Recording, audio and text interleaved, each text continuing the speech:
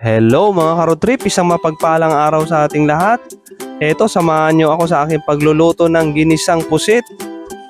So ito ang ating mga ingredients sa ating lulutuin. Pinakita ko na sa screen kanina. Siyempre sa ginisa hindi mawawala yung mga ricado natin na sibuyas, bawang at saka luya. So ito, hinaluan natin rin ng sitaw at saka alugbate at saka may siling green. Siyempre unang-una dyan, papainitin muna natin yung kawali, then lagyan natin ng mantika. Then pag mainit na, syempre igigisa na natin yan. Sariling version ni ka-road trip ng pagluluto ng ginisang pusit. Ayan, di ba? Madalas nating lutuin sa pusit is adobo. Ngayon naman ay susubukan natin na gawin na ginisa kung anong kalalabasan at magiging lasa.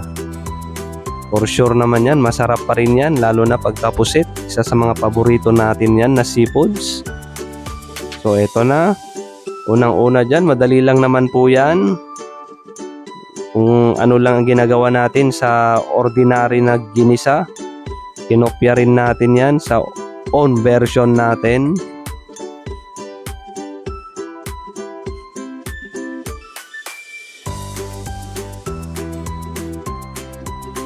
Siyempre mahilig tayo sa medyo maanghang, kaya iginisa na natin yung siling green natin. Ayan. Sa mga gusto talaga ng manghang, pwedeng labuyo po ang ilagay nyo dyan. Sa akin kasi may mga kasama naman tayo mga bata, kaya okay na ito. Siling green. Then igisa na natin to sa kamatis. Ayan na yung kamatis natin. Mabilis lang po maluto to. Lalo na pagka nagmamadali tayo, itong ginisa ang pinakamabilis maluto sa lahat. Hindi mo na kailangan maglaan pa ng mahabang oras sa pagluluto. So ito na ang ating pusit. Nilagay na natin yan. Nahimay-himay na po yan. Kung nakikita nyo, nahiwa-hiwa na po. So gagawin natin yan. Gigisa natin yan. Haluin natin hanggang maluto. Bago natin ilagay ulit ang ating mga ingredients na gulay po, mga ka-road trip. Ito, nilagay ko na tong siling green. Nilagyan pa rin natin yan. Then ito na yung sitaw natin.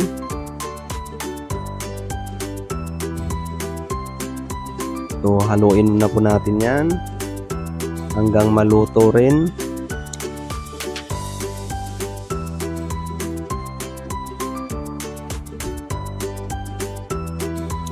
Dahil gulay po yan, magkakaroon po yan ng konting sabaw lang.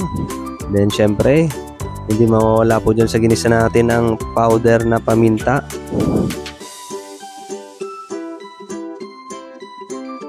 Pantanggal na ano rin, yung pusit kasi medyo may pagkamalansa konti.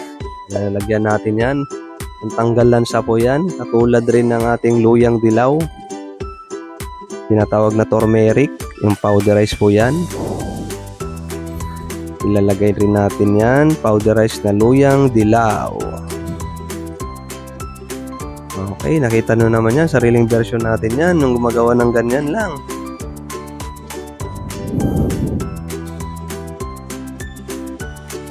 Halo-haloin na natin yan para lahat malagyan, lahat ng ingredients nya kumalo sa pusit at saka sa gulay na kasama. Then lalagyan ko po yan ng shrimp broth cubes. Ayan po, lalagay natin yung shrimp broth cubes para magkaroon ng mas malasa pa ang ating ginisang pusit. So ito na, ilalagay na natin yung ating alugbate na galing sa ating tabing bahay. Sariling tanim po natin yan mga ka-road trip.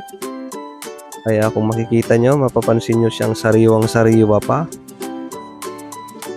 So masarap din po yan, no? Diba? Actually, ngayon ko lang din susubukan tong ganito na luto. Yan, pero ini-imagine ko pa lang, mukhang masarap naman. Oh, ayan na. Oh, yan po ang ating pananghalian. So yan po, nagkaroon na siya ng konting konting sabaw. Ayan po yan. May gulay kasi siya kaya medyo nagkaroon ng nag-produce siya ng sarili niyang sabaw. Kaya kahit di mo nalagyan ng tubig yan. So ito na. Halina kayo, kain na tayo. Luto na. Ready to chibog na.